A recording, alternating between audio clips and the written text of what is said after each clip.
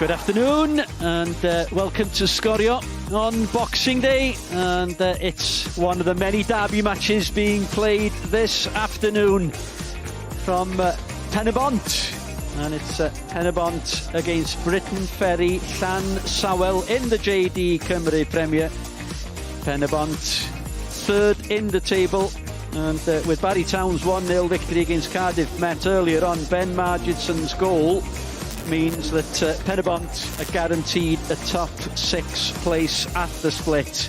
Briton Ferry Llansawel, well, mathematically impossible to reach the top 6, but would need 3 wins and for other results to go their way, which, to be frank, to be honest, is highly unlikely. Team sheet, the team handshakes, and the team news for today's match. Penibont, Rhys Griffiths makes one change from the team that lost on penalties against Flint in the last match in the Welsh Cup. Kane Owen comes in for Noah Daly. Kane Owen, the captain, Noah Daly, he drops to the bench. Rhys Griffiths, he is on the touchline after the incident, and something that we will be discussing, no doubt, last week with his comments. And Llansawel, they have Anthony Wright, the assistant manager, in charge this afternoon, as Andy Dyer, the manager, picked up a yellow card last week. 2 changes with Ryan George and Kieran Williams coming in for the injured Connor Smith and the suspended Tom Price. I'm joined this afternoon and very pleased to be joined by former Newtown manager Chris Hughes. Chris, belated happy Christmas first of all. Thank you. Thanks, Bryn. Looking forward to the game. Good afternoon, everyone. Looking forward to it today. I think we'll see both sides playing a similar shape. Talking about Rhys Griffiths before, obviously, with the comments about Chris Venables being one of the best players ever in the league. We're really looking forward to seeing him today. Whether he plays in midfield or up front, we think he might play in his old position when he first came into the league in midfield. And I'm really looking forward to seeing Thomas Walters and Ollie Anderson play up front. I went to watch the game on Sunday at Connah's Quay and they were really impressive. Anderson in particular, only 18, someone who's come through the youth ranks, a really powerful player for a young age, and he took his goal really well. And him and Walters were a handful on the day for Connah's Quay, but I'm sure Andy will be a little bit worried about them conceding goals, but we'll look forward to the game today. And it's the visitors who kick us off, playing from left to right in their change outfit in the dark colours. As the low sun is surely to be an issue for the goalkeeper away to our left, Will Fuller, the experienced keeper in goal for, well, I'll call them Andy Dyer's side. It's easier, I think, even though that Anthony Wright is in charge this afternoon. And it's an early touch for Jack Fanning. And as you anticipated, Chris, the visitors are starting with 3 at the back. Yeah, it's something that they did on Sunday in the game. Something that's, I think, they've done quite a lot this season. In front of it, they changed a little bit, whether they go with a 3 or a 3-5-2 or a 3-4-3. I'd imagine with Anderson and Walters, it'll be a 3-5-2. But another thing that they've got a facet is a long throw. They've gone short this time. But a lot of teams have got those long throws now, but it just looks like maybe Penibont are playing that 3-4-3 system with Wood and Pritchard just off Kroll, and Venables and Green as the 2 midfield, with the back 5 behind that as well. And just clear up if we can, Chris, the issue surrounding Chris Venables. He went off last week against Flint. Early opportunity here for the visitors. And Chris Venables, he was sent just before we do that. Chris, just have a quick look at this once again. Yeah, just a long throw into the box, and again Walters does really, really well. There's something he did on. He's been consistent with in his career, holding the ball up and just a chance on the edge of the box. But a good start by Briton Ferry. Yeah, it was Ricky Lee Owen with the touch. Yeah, back to Chris Venables. He saw the red card last week after 7 minutes. That bone of contention for Rhys Griffiths, but he's able to play today, Chris.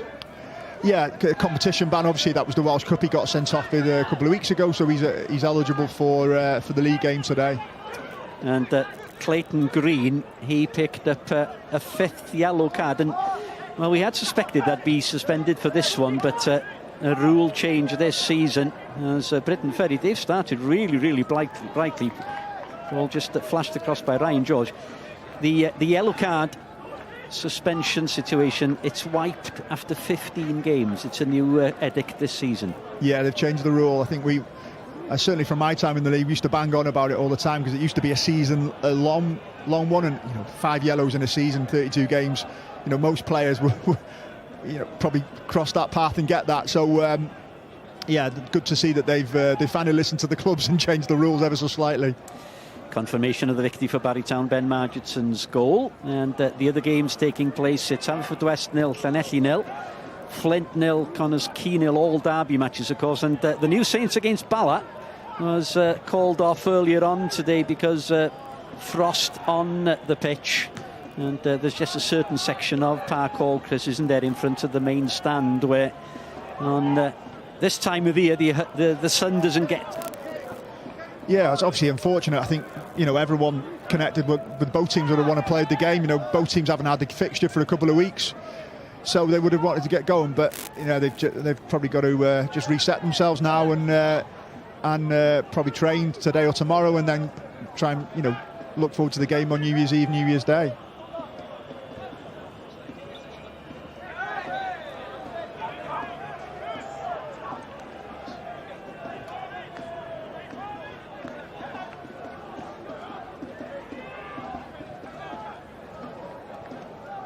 Yeah, so something that is synonymous with Penibont over the years is Kane Owen and his free kick. So we look like we're just going to get the big boys forward from the back and try and put something in, see if they can cause a little bit of a problem. Yeah, his manager will be disappointed with that. He's probably in the right area. He's probably about 5-8 yards short of where he wanted to land it, just in front of that 18-yard box. Penibont are known for that. Kane's known for that over the years. They just got the delivery just a little bit wrong.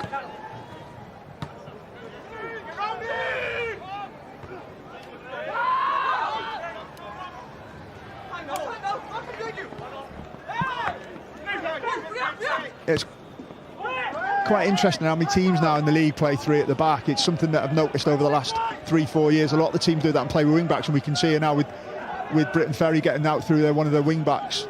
There's a long ball there, and he's dropped the ball there.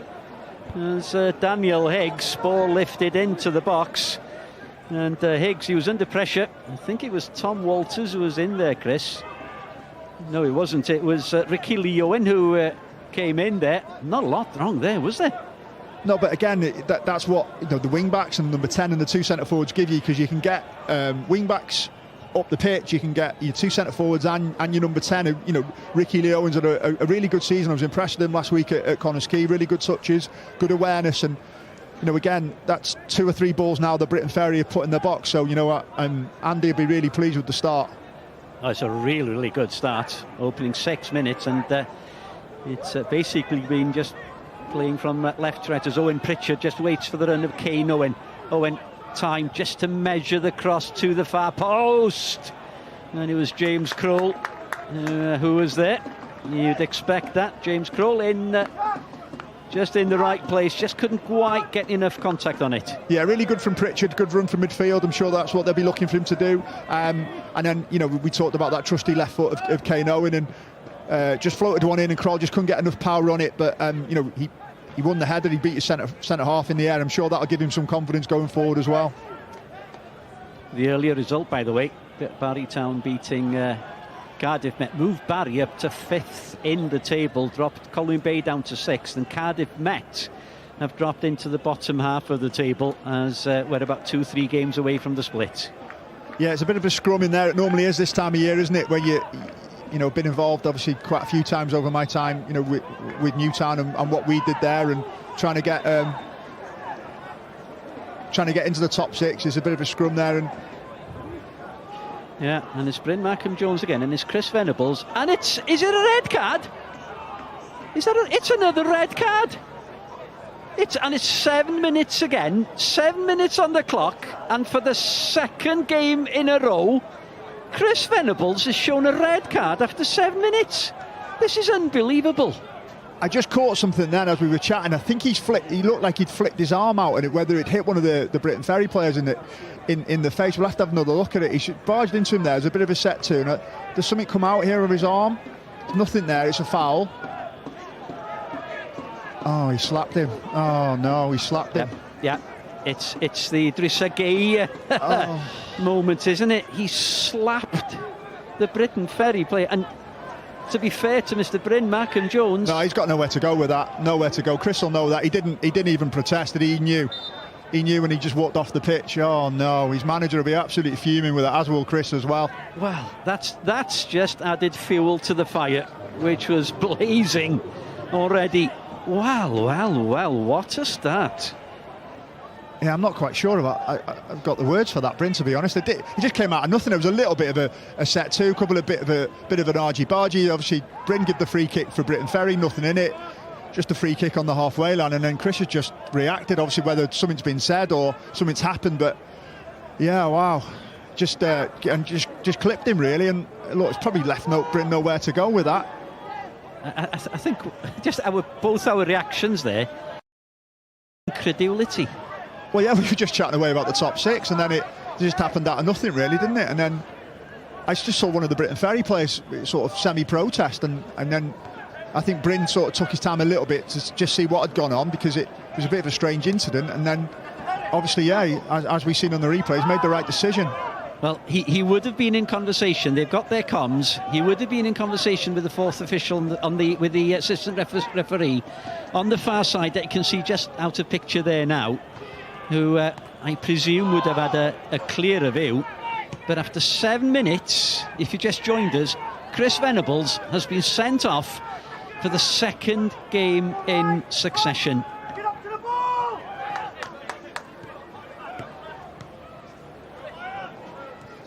It really is unbelievable, that is what's just happened there. It is. It's just totally unbelievable. Well, having been sent off, I mean, can you defend Chris Venables at all? Look, Chris is an experienced boy. He's been in the league for many years. You know, as Rhys said last week, one of the top players in the league, if not the top in his opinion. And listen, he'll know that you can't do that, and he's give the referee nowhere to go. He's give the referee a decision, and look, I'm sure everyone will be exasperated, really, Chris included, as to what's happened. And listen, that emotions play a big part in football, and you've got to be able to control them. And it's left his team down now. Down to 10 men for pretty much most of the game, if not all of the game, really. 7 minutes gone, so they look like they've. In terms of the shape now, they just look like Owen Pritchard has just dropped in a little bit to play alongside Clayton Green. And well, advantage Briton Ferry. They'd started really brightly. They've got a man advantage.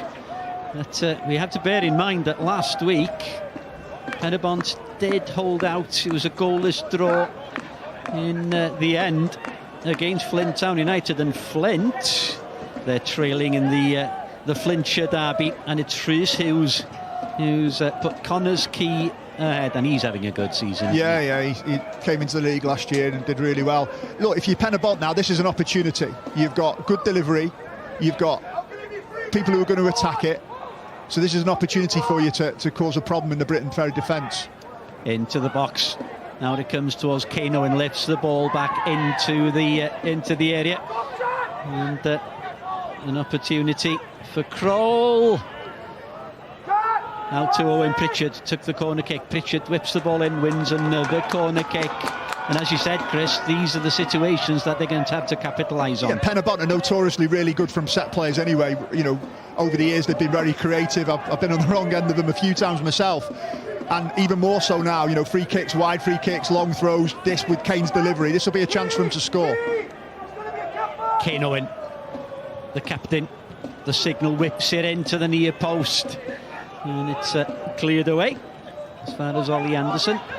Long ball upfield. Ricky Leo wins the target, but is played back by Kyle Ludvigsen to the Cardiff loanee Daniel Higgs in goal. Walters, and it's Owen Pritchard who's back doing the defensive duties. An opportunity, heavy touch by Cian Jenkins, and almost an opportunity for Briton Ferry Llansawel. Yeah, good from Walters, and Jenkins just makes that run in sort of like an underlap run, and just gets the touch, but just couldn't guide it past the goalkeeper. But yeah, look, we talk when you go down to 10 men, but it does unstable the game for a little bit, because both teams are trying to get used to it. So, Penibont have obviously had to adjust because they've lost a player. But, from a Briton Ferry point of view as well, they've probably got to look at how they're going to set up now and play against 10 men. You'd imagine Penibont would probably drop off a little bit more than what they normally would with 10 men. So that might change. Briton Ferry might have more of the ball. Before the game, they probably wouldn't have expected to have more of the ball. So their game plan might have to tweak as well.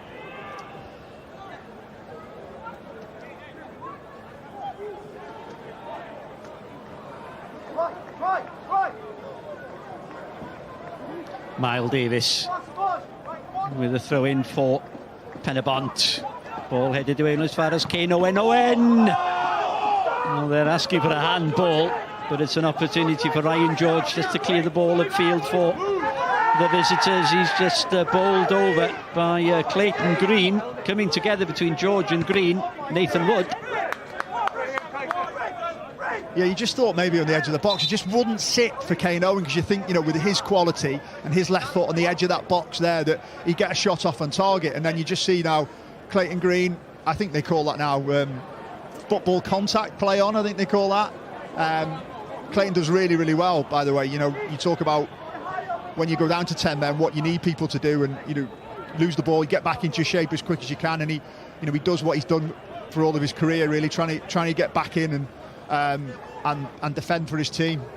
Here's the red card incident again. Just keep your eye on Venables' left hand. There it is. It's that one. Yeah. It's that slap, isn't it? Yeah. The Briton Ferry player has a little push at him. They've obviously done a little bit of a tangle. Britain's given the free kick to Briton Ferry. There's been a little bit of a set too. Nothing in particular. There's a little bit of a push. Maybe you could argue, if that's the case, as a Briton Ferry player, get a yellow card, but I don't think anyone can really say that Chris didn't deserve a red card for that. Listen, we know the rules. You raise your hands. We know what the laws of the games are, and he's give the referee nowhere to go with it. So, I'm sure people might debate it and say, is it a red? Is it not? It's not a red, but I'm sure in terms of the laws of the game and what Bryn would say as a referee, that it's a red card. And it just gives his team now, a bit of a mountain to climb. It was Alex Gammond, the Briton Ferry captain, who was involved in the incident. We played 15 minutes. It's goalless if you're just joining us. Briton Ferry have a man advantage after Chris Venables was sent off after 7 minutes. Exactly as he was last weekend against Flint Town United. Flint Town United trailing 1-0 at home. All derby matches over the festive period, of course, and it's Rhys Hughes' goal that's given the away side the lead. That's Flint, and it's Haverfordwest County 0, Llanelli Town 0. Yeah, well, one thing I probably would say with Penibont is, with Wood, Pritchard and Kroll on the pitch, they've got a really good option on the counter-attack. Kroll can run in behind. Wood's the same as well. He can. So when the ball does turn over and they're in, they've got their shape set, then they can go in trouble with Pritchard as well. So I'm sure that'll be what Rhys is looking at. Try and stay in the game, suffocate the game. And we talked before about them at set plays as well. And I suppose for Andy now, he'd be looking at it and saying, well, our strategy has changed slightly, how we're going to play.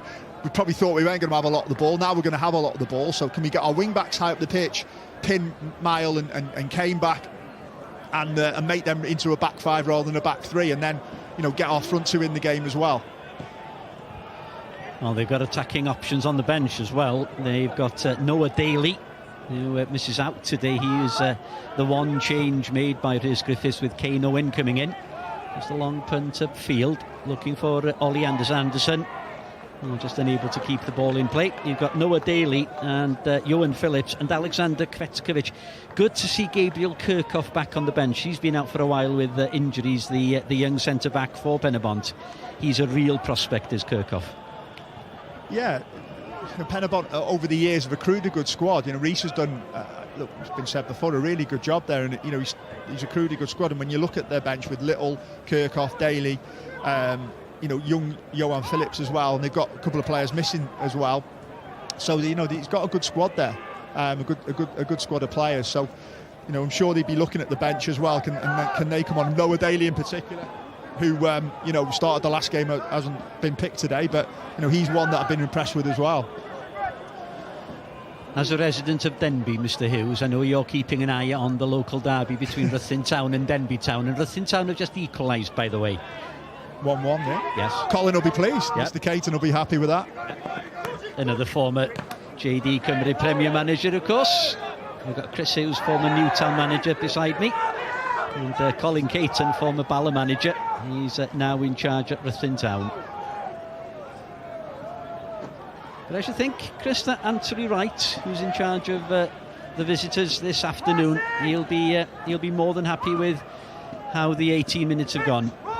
Yeah, he will, but I think now we just spoke about, this is the picture you might see in the game now, where Penibont have had to drop off because they're a man down. They've lost one of their midfielders, so they're almost going to let the back three from Briton Ferry play the ball out. And it reminds me of a game that unfortunately I had to watch a couple of weeks ago, which was Manchester United v Everton, and was very similar, where Man United's back three had the ball, they had against one player, and he'd probably be looking at his wide centre backs, Bates and Fanning, to be the ones to go and step in with the ball and try and commit and overload those areas. So it might be the wide centre backs that might have to do it now, because they'll be probably the free players. Well, as an Evertonian, Mr. Hughes, I was more than happy to see that. Yeah, I wasn't. I can tell you that. I'm sure you were. Yeah, at least one of us was, anyway. I'm getting flashbacks watching this game now. Penibont 0, Briton Ferry Llansawel 0, approaching the 20-minute mark. And just really untidy. There was an untidy goal kick earlier on from Daniel Higgs for Penibont, and then just a little bit of uncertainty there. And that's the type of thing, I suppose, as a manager, Chris, that really does pull your hair out. Yeah, it does. I go back to it though, because Briton Ferry's whole preparation would have been around, look, we'll sit in, Penibont can have the ball, they're at home, they're flying this season, they're going really well, and then 7 minutes into the game you rip that script up, because the whole narrative now of the game has changed on that one incident. It's changed for Penibont, but changed for Briton Ferry as well, and probably since the red card you'd probably say Penibont have adapted slightly better. Yep, they've had more momentum as Miles Davis just looks for Owen Pritchard. Ball cleared away by Jack Fanning.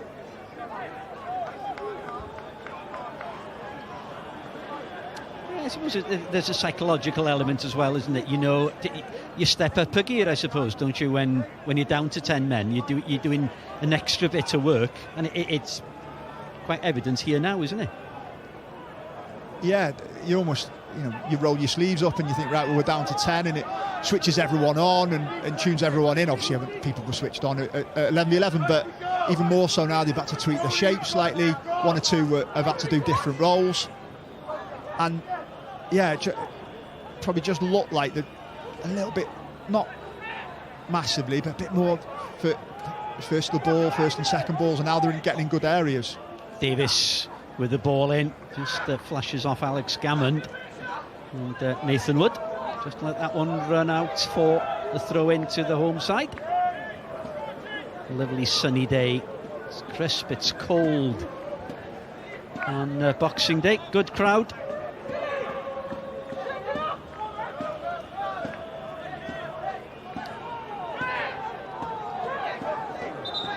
The amount of times Penibont do that over the years. Nathan Wood takes it, drops it.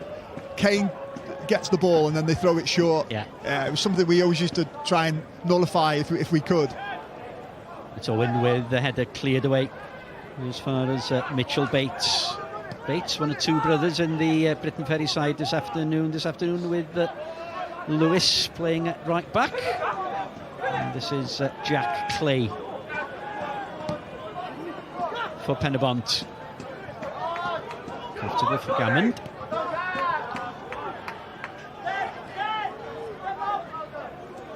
Fourth meeting between the sides this season. First was back in September in the Nathaniel Cup to finish 2 each, and Briton Ferry winning 6-5 on penalties. It was goalless in the corresponding game back at Briton Ferry in October, and then at the end of October in the second round of the Welsh Cup it finished Briton Ferry 0, Penibont 5. It's goalless here halfway exactly through the first half. Penibont down to 10 men as the ball's lifted into the box by Ryan George. Comfortable for Daniel Higgs, but it's an effort, it's on target. Yeah, he just got off the back of Borge then, Walters. You can hear Rhys shouting at Billy Borge. That can't happen from a defensive point of view, and that'll give some encouragement to Briton Ferry and to Tom Walters as well.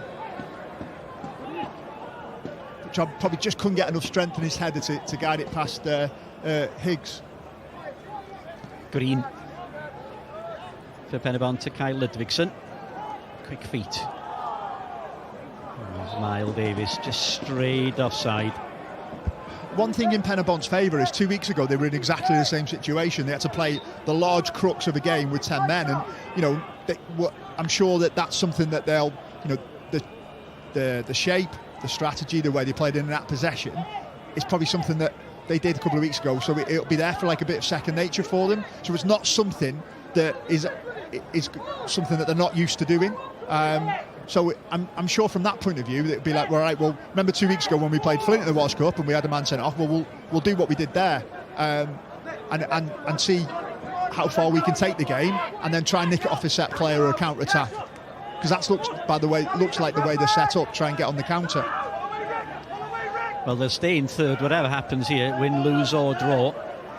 They're on 33 points. Connors Quay started on 37. As things stand, they're up to 40. And Carnarvon, who are in fourth on 30 points, they don't play until tomorrow. Half 2 kick-off, Carnarvon against Colwyn Bay. And that's going to be a tasty one, isn't it? Yeah, it will be, yeah. Local derby. Yeah, there'll be a good crowd in for that. And then they play again a month later in the Welsh Cup as well. So I'm sure that both games will be good games. Owain Jones scores for Haverfordwest. So it's Haverfordwest 1, Llanelli rooted at the bottom of the table 0.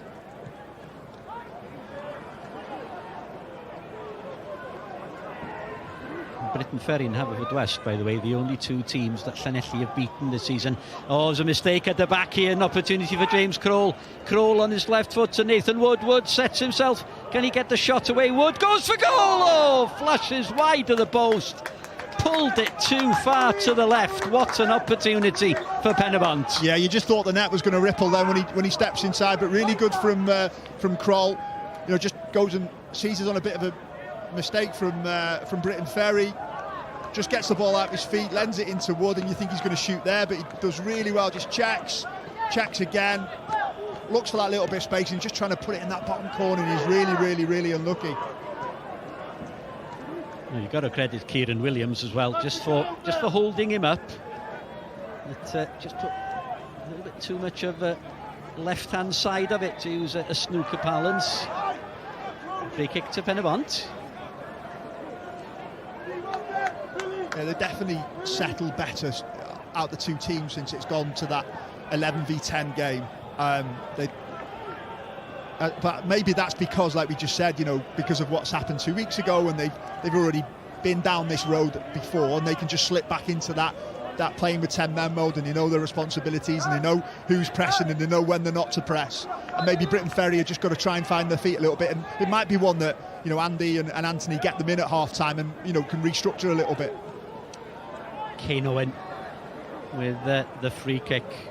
This falls to Bates. Mitchell to his brother Lewis.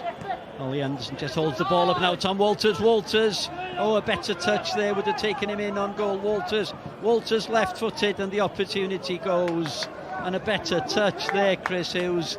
And it could have been a totally different result. Yeah, you just expected him to take it in his stride and go through on goal. But look, again, that's maybe where they might be able to hurt when Penibont push for a little bit forward and they leave some spaces down the side, and as we talked about before, Walters and Anderson are willing runners and they'll try and get down the sides of them, and that was one there, and they've won his team a corner. Now it's Mitchell Bates, the elder of the two brothers, in the side with the corner kick for Briton Ferry, as Haig's son not in his eyes there, and that was comfortable. Yeah, Rhys will be pleased, his goalkeeper coming to claim that, take a little bit of sting out the game and let his side reset a little bit. But I suppose if you're Briton Ferry, you're thinking, make the pitch as big as you can, keep the ball, almost try and run the legs off Penibont, off the 10 men if you can. But you've got to pass with a purpose as well. You can't just be from side to side. You've got to try and commit players and drag players out their spaces and then move the ball. That's what you're going to try and do. You've got your wing backs, keep them really high, play through your centre halves and try and get them on the ball and get crosses in the box, because you know that you've got two lads up front who will cause problems, but they need to start moving the ball quickly. And I'm sure Andy will be thinking that, and Anthony, that try and run the legs off the 10 men if you can. And Miles Davis, he knew instinctively there that he was offside. Just that quick look, glance over his shoulder at the assistant referee on the far side, who is, well, integral to the sending off incident. If you're just joining us as we approach the half-hour mark, Penibont's down to 10 men after 7 minutes. And it was an impetuous slap to Alex Gammon's face by Chris Venables. Pritchard. No foul according to Mr. Bryn Markham Jones, who again was up with play.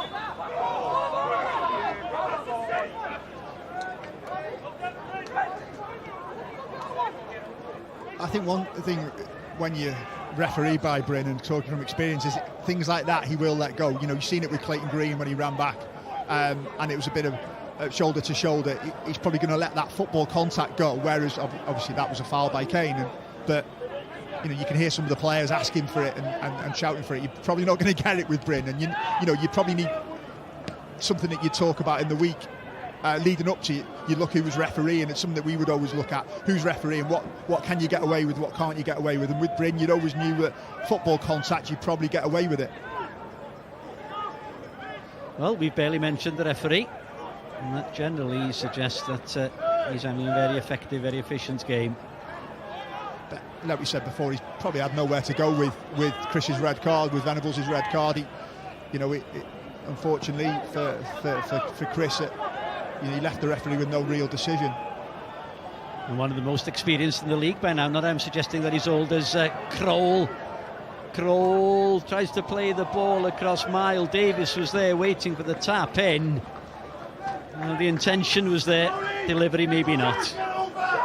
Yeah, he's a real threat, isn't he? And he's not going to stop. Kroll, obviously been really impressed with him, and just couldn't find was it Davis or Wood then at the back post, or was it Davis? And again, Mile will be another one that will keep on going and keep running. That one of his main attributes. So they've got lots of legs and lots of pace and abundance, Penibont, but from a Briton Ferry point of view, they've got to keep moving the ball, get their wide centre halves out and try and cause them a problem down the sides. Over half an hour played, and Will Fuller in goal for Briton Ferry has barely been tested. There's Mitchell Bates just sees the free kick. Clayton Green down and the challenge.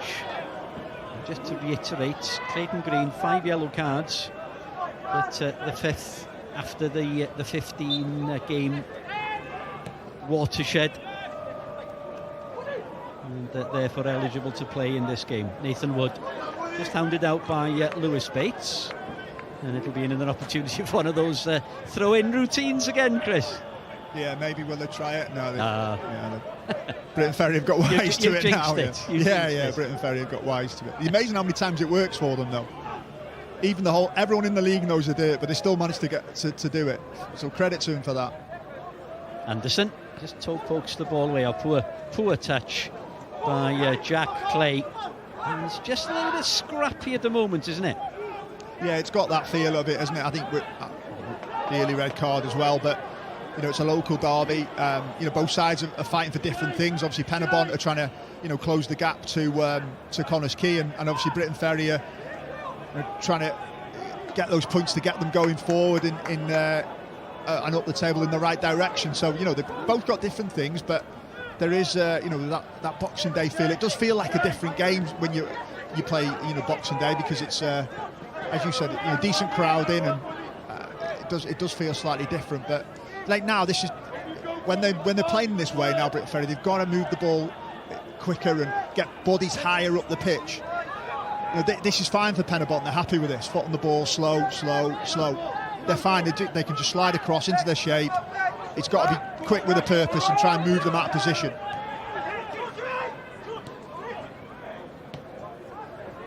Ball around the corner, no chance there. It was Corey Shepherd with the second goal for Haverfordwest, by the way, adding to Owain Jones' first. So, Llanelli, we'll see some of the scores as they come through here. The latest scores, final score down at Jenner Park, it was Ben Margetson with the winner there for Bala Town against Cardiff. Met Barry up to the top six, met down to the bottom six, and the latest, Owain Jones, Corey Shepherd for Haverfordwest, Rhys Hughes for Connah's Quay at Flint, and the new Saints Bala postponed due to a frozen all-weather pitch. 0-0 here, 33 minutes played. 10 men of Penibont for the second week in a row. And back to the Haverfordwest Llanelli, they're being cut adrift at the bottom at the moment, aren't they? Yeah, it's been a tough sort of baptism of fire for them, really, hasn't it, this season? I think they had a fantastic season last year. I watched them I worked for the TV in the semi-final against Connah's Quay last year, and I was really impressed with them. I thought they coped really well on the day. They were a little bit unfortunate. Connah's Quay scored 2 goals in 5 minutes, and I came away from that game thinking, well, if they did come up with the group that they had, they'd be fine. I think what happened though is they've lost a couple of their maybe better players or star players in the summer. They decided to stay in the Cymru South, and I think that's had an impact on the recruitment for Lee and for Dylan. And it's been a tough slog for them so far. They're on 8 points at the bottom of the table, and as things stand, Flint drop down to the bottom 2 as they're trailing, and Briton Ferry just jumping above Flint onto 19 points. Bala not out of it either, Chris, are they? That's a surprise this season, isn't it, to see Bala there?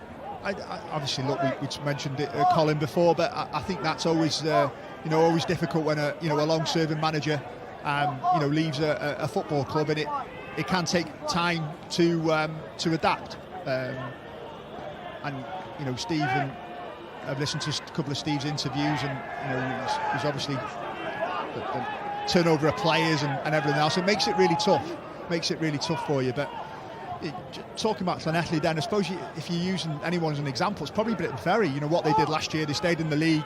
The 2 teams that went down, the 2 long-serving teams in the league that went down, and they probably against the odds really stayed up. And I'm sure if you spoke to Andy pre-season, he'd probably say it'd be a similar season and probably try and finish 9th or 10th. I don't think he'd be getting ahead of himself. And where they are, although listen, every manager would probably want a couple more points, but where they are is not probably too dissimilar to where he thought they were going to be, I'm sure. But that bottom 6 will be an absolute scrum, in the second phase. Those 10 games, 30 points available. Been there myself, and a few years ago we were in a position where I think we were 9th or 10th, and we ended up getting to the playoffs, and then we had that bonkers game in Carnarvon in the final, and I managed to get into Europe from it. So,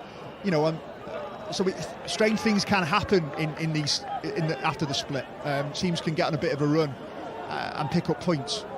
And as we've seen, you mentioned the 2 long-standing teams that went down, your former club Newtown and Aberystwyth, as they've found this season in the JD Cymru North, coming back up isn't always tough, easy, is it? It's tough, and we just spoke about before, when long-serving managers leaves clubs, it's transition, and probably both teams got caught out a little bit last year, and they paid the price for it. And in credit to Briton Ferry and Flint, who were the promoted teams last year, they got in, and you only have to look at Colwyn Bay this year.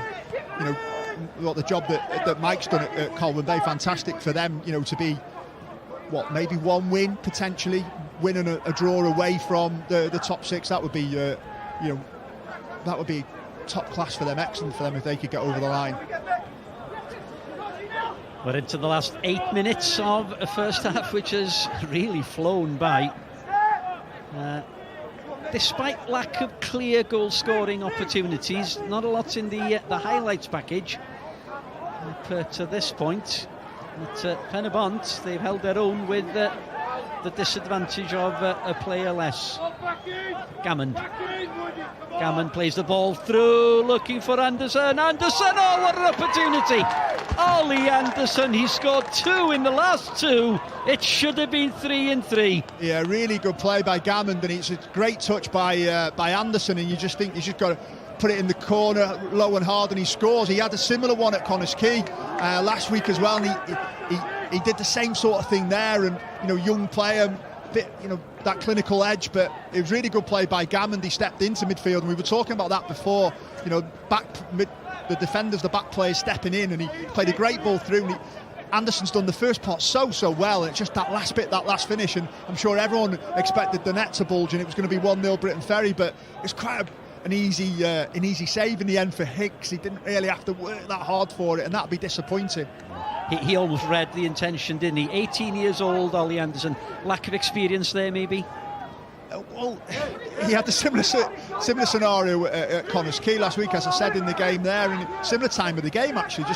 Briton Ferry just gone 1-0 up front, similar time and similar finish. But look, great touch. His work to get in there was fantastic. His good movement across the line, and you just think and just slot it in the opposite corner, Ollie, and you've scored your goal. You put your team 1-0 in front.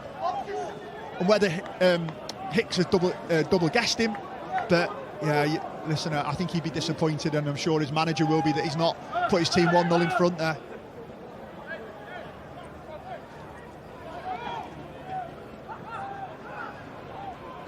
So approaching the last 5 minutes of the first half, as Fanning just launches a long ball forward, looking for Ricky Lee Owen. Ball played in by Ryan George. They're asking for a handball again off the captain, Kane Owen. There will be VAR in January. Let's have a look. Oof. No, his arms are by the side. No penalty. Arms by the side. Arms are in front of him. It's fine. I was going to say, don't ask me about handball, because I haven't got a clue what a handball. But I know that. I don't think that's handball. I think he's fine there. His arms are in. They're not out. So no, it's for me, that's not handball. Yeah, it's a very, very grey area, isn't it? Dark grey. Very dark grey. Yeah, very dark grey. Now, there's a training ground routine here, and the effort comes in from Lewis Bates, cleared away. Not convincing there at all, the effort from the number 2, Lewis Bates, as Will Fuller goes long, looking for Ollie Anderson once again, cleared away by James Kroll. Well, you could hear the shout that he was offside. It was Owen Pritchard. Fanning cleared away by Kieran Williams. Just a long, hopeful punt. And another one from Owen Pritchard. Neither side just building any momentum, any head of steam really at the moment, as we're into the last 4 minutes or so. Bates into Ricky Lee Owen. He was looking for Ollie Anderson and cleared away by Owen Pritchard. Gammond.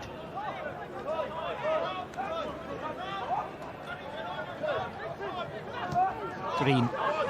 Creighton Green. Now then, James Kroll. He wasn't offside, he'd held the line. Gammond comes across.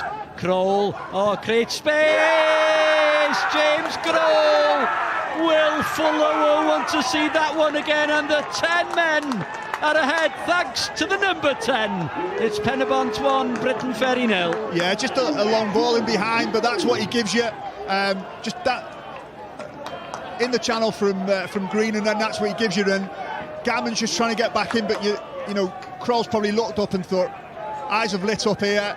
Just goes past him a little bit too easy. Yeah, I think Will Fuller's experienced boy. I think he'd be disappointed with that. But you know, we talked before about the attributes of Kroll and what he gives you. Never gives up, keeps going, and yeah. Look, I think Gammon's probably got to do more. He's probably got to try and get him on the outside there. He can't let him come back inside on his right foot. And I think, yeah, I'm sure Will be disappointed with that. But how many times have we seen that? You know, with 10 men and you know, out of nothing really. The game, par that Anderson chance for Briton Ferry. But that's what Kroll gives you. He's direct. He wants to get shots off. He wants to get in the box. And that's James Kroll's 11th goal in the JD Cymru Premier this season. He's got 20 in all competitions, and 11 goals. He's joint second with Adam Davis of Carnarvon and Elliot Reeves of Flint. And they're way behind Jordan Williams of the New Saints, who is the top scorer on 19 goals. And he's having a season and a half as Jordan Williams. Yeah, no, he's done well. It's a slight change of position for Jordan. Normally a wide player. Craig's been using him through the middle a little bit more this year, and yeah, he certainly returned that faith in that Craig's putting him to play him up there, and he's done very well. Mitchell Bates just easily read there by Jack Clay. Wood to the goal scorer Kroll, just bundled over. But you're seeing that for the goal then, Bryn, sorry. Ball's turned over. Green not really had any real thought about trying to play his way through. He's just trying to put it in the corner. And then when you've got a willing runner like when you've got Kroll, makes a massive difference. And he wants to run into those channels. And defenders don't like that. They don't like that. And you could see with Gammon, he couldn't quite get back in, and then couldn't do enough to get him to go on his left and stop him from coming inside. But, you know, Rhys will be delighted with this. Kane Owen's free kick headed away by Alex Gammond. He was beaten far too easily, wasn't he, Alex Gammond, for the goal from James Kroll? Yeah, he didn't quite get himself set. He's got back in. He's had to sprint to get back in, and then he couldn't quite slow his feet down to then get his defensive position right to show Kroll into that towards the goal line and try and block him out. And he couldn't quite get set. And look, Kroll's a good player, and he's probably noticed that you know, he hasn't had a chance to slow his feet down and accelerated and jinked and got away from him. So, you know, credit to Kroll on that one. Kane Owen, heavy touch by Mitchell Bates. Just gives Briton Ferry a mountain to climb now, because Penibont won't come away from what they're doing. They'll be in that shape, they'll be compact, and they'll be again with Wood, with Pritchard, with Davis, and with Kroll as well. We're hearing, Chris, that the Briton Ferry management team are incandescent because they thought that James Kroll was offside in the build. That long ball forward. That long ball, yeah. Obviously difficult to see from here. I mean, look, sometimes players can look offside. You know, he's obviously quick. They're right below it as well, in line with it to a point potentially. So difficult to see without seeing it back, Bryn. But my first thought was I thought he was offside actually when he was running through, but that's without seeing another replay. It's difficult to tell. Well, in January that will be sorted out by VAR. We're into 2 added minutes at the end of the first half. James Kroll's goal, but it still doesn't get away from the fact their centre half and their goalkeeper should be doing better than that. Oh, exactly. Gammond, long ball looking for Anderson, and Miles Davis will just that one run out. 1 minute of the added two, added on by Mr. Bryn Markham Jones, has gone by. In the other games, not yet half time. It's Flint Town United 0, Coniskin Omens 1. Rhys Hughes with the goal there. And then Haverfordwest County 2, Llanelli 0, Owain Jones and Corey Shepherd here. Penibont leading by a 1-0. Daniel Higgs with the goal kick. Clayton Green, strong challenge, sturdy challenge, headed away by Billy Borge. Clayton Green just timed his jump. Bates, Rich Bates to his brother Lewis. Alex Gammon does the seconds tick away at the end of the first half. Jack Fanning on loan from Swansea City. Launches a long ball as Kane Owen clears away referee. Just as a quick look at his watch, blows the final whistle and brings, well, what could be described as a tempestuous first half to a conclusion. Chris Venables was sent off after 7 minutes, second time in 2 weeks, and then on 41 minutes James Crowell with his 11th goal of the season. Now, over the last weekend, 2 games were played at Castlefield in Flint against Haverfordwest County, and Connors Quay against Briton Ferry Llansawel. And we'll now see the highlights of those 2 games that were played before Christmas. 3 munud wedi chwarae. Jake Phillips ar y gig gornel yn ei ddofn. Mi oedd hwnna mor agos. Mi oedd Harry Owen. Oedd hwn agos ati Greg Walters ar gwaith amddiffyn. Thorn. Cael rhwydd hyn ti gario'r bêl. Bellter dyma Jake Canavan. Daniel Davies ar yr ochr bella. Canavan bêl rwy'n digon edrych am Elliot Reeves rheolaeth da. Dyna chi gol. Dyna chi gol gampus gan Elliot Reeves. 34 o funudau wedi chwarae. Mi oedd y rheolaeth gyntaf yna yn berffaith gan Elliot Reeves. Ac yna heibio'r golwr, gol wag, Flint 1, Hwlffordd dim. Pawb yn ôl i'r Flint. Mae hwn edrych yn berffaith i mi i Rhys a Brusi. Brusi ar y targed. Ond mi oedd David Siepaniak yn y fan ar lle. Rhys. Ffodus hwnna, ddo wir, o'na oedi yn y fan yna. Oedi go iawn, Canavan ar ergyd. Syth i lawr, corn gwddw, Luke Rhys. Shepherd, codi'r bêl at yr ochr bella, neb yna. Yr ergyd yn unwyll dros y trawst gan Elliot Scotcher. Walters. Mae yna le fan hyn i Dylan Rhys. Mae Amon yn y cwrt i fewn at Amon. Y dawi! Oedd o fewn trwch blewyn. Ben Amon. Mae o'n hawlio bod wedi cael ei dynnu nôl yn y fan yna. Scotcher, Kenniford, at Dan Hawkins, want am yn y gyfle fan hyn, Hawkins, dyma Owain Jones, blaen troed, ond methu i chyfeirio hi. Dylan Rhys yn ildio'r meddiant o'n ta Canavan, saith amseru'r bas i gyfeiriad Ben Wyn, mae di mynd heibio'r golwr, Wyn i fewn i'r canol, mae yna gyfle fan hyn i Canavan, am gyfle mae dal yna i Canavan a Jake Phillips, kick o'r sbotyn, mi oedd y dyfarnwr yn y fan ar lle Mr Griffith. Mi gafodd o olwg berffaith o'r digwyddiad. Jake Phillips yn hedfan ac yn ennill kick o'r sbotyn i'r Flint. 19 munud o'r ail hanner wedi chwarae Josh Jones. Dim gobaith o gwbl i Luke Rhys yn y gol. Yr ail i Flint 2. Hwlffordd dim. Bêl yn cael ei chwipio i fewn gan y Bresi, gyfeiriad Amon. Kenniford ar ergyd. Shepherd. Allan at Elliot Scotcher. Bêl bron yn cael ei dwyn gan Daniel Davies, ond drwy'n ta Ricky Watts. Fyna le i fesur y creisiad at yr ochr bella. Walters i'r rwyd ochr. Shepherd. I lwybr Ricky Watts.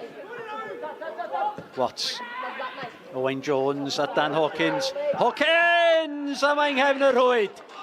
Mi oedd Ben Amon yna. A mae gen o'n ni 6 munud a hanner o'r 90 i Hwlffordd ganfod gol arall. Dwi'n meddwl yna gol i'w rwyd i hun oddi.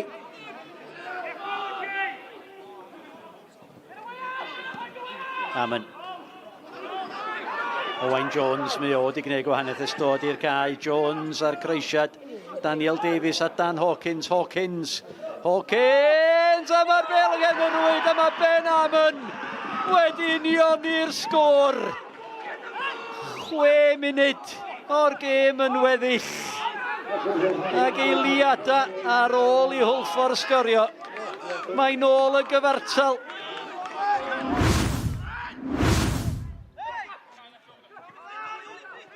Waith da gan Jack Fanning. I fyny at Anderson. Anderson gwarchod y bel. Canfod Price. Rhys Griffiths sydd ar draws. Ricky Owen. Chydig i le rwan gan Connor Smith. Amser i mesur y creisiad i mewn i'r canol. Mynd yn uchal tuag at Wel, dyna chi ergyd yma na gan Anderson. Ergyd acrobataidd gan y fo heibio'r postyn. Tom Walters yn ennill y peniad. Ac yr ergyd yn dod i mewn gan Anderson. Marcusson yn hapus i weld honna mynd heibio'r postyn. Fuller mynd yn hir, chwilio am rhediad Walters. Y bel oedd ar cefn Tom Walters. Ac oedd rhaid fo gorfodi'r arbediad gan Marcusson. Dwi'n meddwl bod Walters yn disgwyl i reoli'r bel fela, oedd hi ar ei gefn. Chathom lot o pŵar ar yr ergyd. Nath o ddigon cyffyrddus i Marcusson yn y diwedd. Marcusson mynd yn hir. Pas dda gan y fo at Franklin. Franklin drwad. Franklin methu a curo Will Fuller yn y gol. Gwaith da fanna gan Harry Franklin. Oedd y drwad un yn erbyn un, doedd yr ongl ddim yn gret, ond gwaith da yn y gol gan Fuller.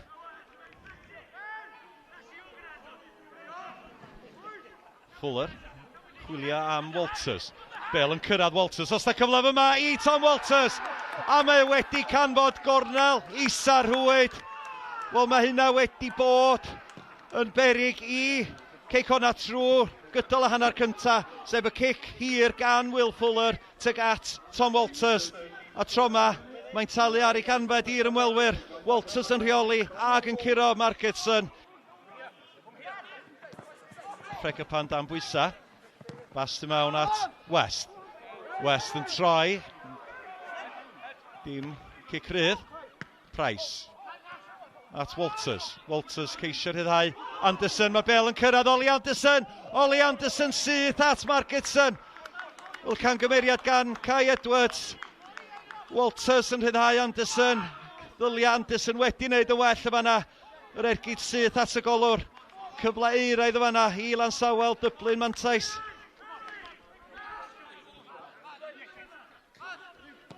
Mitchell Bates i'r canol. Tuag at Ricky Owen. Gwaith da gan o Edwards. Rhys Hughes, chwilio am pas, chwilio am Franklin. Franklin drwad. Cyflef yma i Harry Franklin yn erbyn Fuller. A tro yma Harry Franklin yn curo Will Fuller yn y gol. Ac yn union i'r sgôr, wel mi sgoriodd Franklin 2 yn erbyn Llansawel yn y gêm gyfatebol.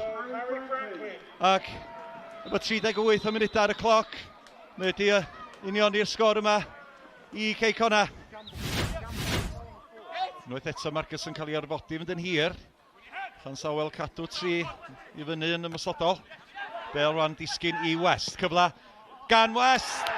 Ac mae Callum West wedi rhoi Ceicona ar y blaen. Does na ddim 1 munud yr ail hanner wedi chwarae eto. Y bel yn disgyn i West ar y milacwrt. Y bel yn cymryd gwiriad bach. Y ddigon i guro Fuller yn y gol. Ceicona 2, Llansawel 1.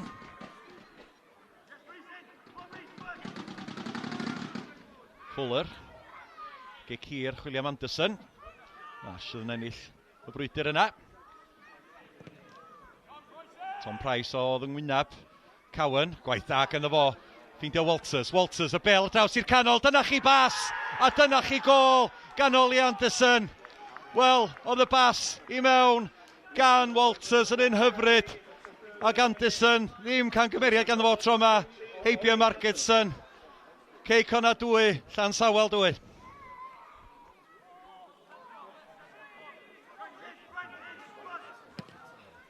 Fuller.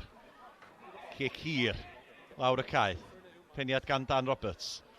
Dyer. At Walters. Yr ergyd y fanna gan Ricky Owen. Ac arbediad da gan Kate Marcusson yn y gol. Bydd i sgynnodd y bel yn neis i Ricky Owen, yr ergyd ar y foli, mynd am gornel ucha rwyd, ond gwaith dda gan y golwr. Noah Edwards. Ceisio mynd heibio i Mitchell Bates, gwneud hynna. Woodcock lawr y chwith efo fo. Bas y mewn at Rhys Hughes, cyflaf yma i Rhys Hughes, canfod Noah Edwards. Edwards ar ergyd, a mae'r bediad gan Fuller. Ergyd mynd tuag at gornel ucha rwyd, ac Fuller yn arwrol i'r chwith yn neud yr arbediad. Bas ar draws at Noah Edwards. Edwards, bas i fyny, holli'r amddiffyn at Woodcock. Woodcock heibio i Fuller, ond heibio i'r postyn. Wel, mi oedd y bas heibio'r amddiffyn. Woodcock drwadd, mi ddodd Fuller allan. Cael ei ddal oddi ar ei llinell, ond yn ffodus iddo fo. Woodcock methu canfod y targed. Mwy o len agor i fyny i Ceicona rwan. Franklin. Franklin ceisio mynd heibio i Lewis Bates. So Bale ar draws i'r canol. Ac mae Max Woodcock wedi rhoi Ceicona ar y blaen. Gwaith da i lawr y chwith. Ac y Bale yn cyrraedd y cwrt chwech. A Max Woodcock oedd yna o blaen pawb. Dim camgymeriad gan y fo. Noah Edwards. Edwards a Price wedi cael dipyn o frwydr pnawn yma.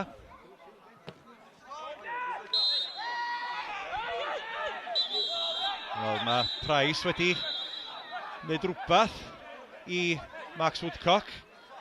A mae Woodcock ar lawr yn gafel ar ei ben ac yn wir. Mae'r cardyn coch wedi cael ei ddangos y fyma. Mi ath Max Woodcock i lawr gafel ar ei ben. A mi o yn gweld cardyn melyn, dwi'n meddwl am ffigio.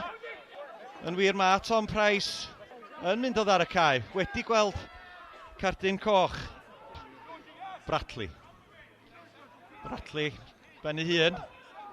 Chwilio am opsiynau mewn i Noah Edwards. Edwards at West. Mae yna opsiynau rwan i'r chwith a'r dde. Woodcock, gosod ti Rhys Hughes. Hughes ar ergyd syth at Fuller. Wel, dyna'r cyfle fanna i Ceicona wneud yn saff o'r triphwynt pnawn yma. Ond ergyd Rhys Hughes syth at Fuller. Rhys Hughes at Bradley. Bradley at West. West i mewn i'r canol. Ac Harry Franklin sydd yn sicrhau y triphwynt yma i Ceicona. Gwaith hyfryd i lawr o dde. Bas i mewn i'r canol. Ond o Franklin ddim yn mynd i methu o fanna. Da ni yn yr amser sydd wedi cael ei ychwanegu ar ddiwedd y 90 munud. Ceicona 4, Llansawel 2.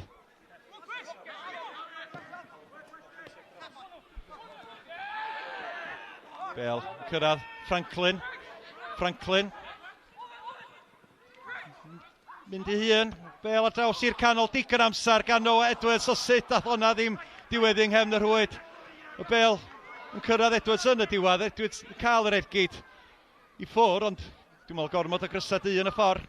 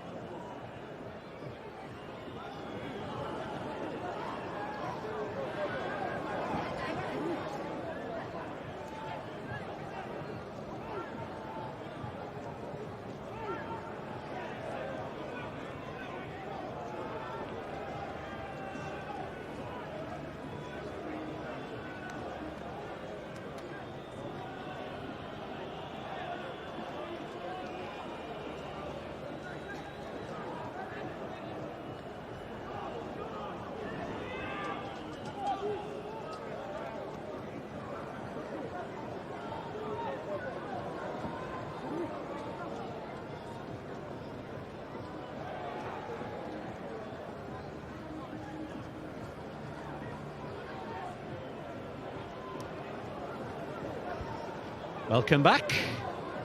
1-0 at the break to Penibont. Goal 4 minutes before the end of the opening 45. James Crowell with his 11th JD Cymru Premier goal of the season, his 20th in all competitions. And there is a change for Briton Ferry, and it's Rio Dyer, the manager's son, who's coming on.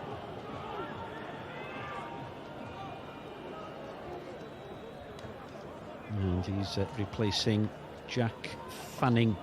So Chris, who's Jack Fanning, played in the back for Briton Ferry. Rio Dyer, he's a more attack-minded player, so that should result in a change of shape, I should think. Yeah, we talked about it just before half-time when it was 0-0 actually, and whether Andy would try and tweak the shape, because obviously they would be prepared for Penibont to play a certain way. That's changed on its head with the early red card.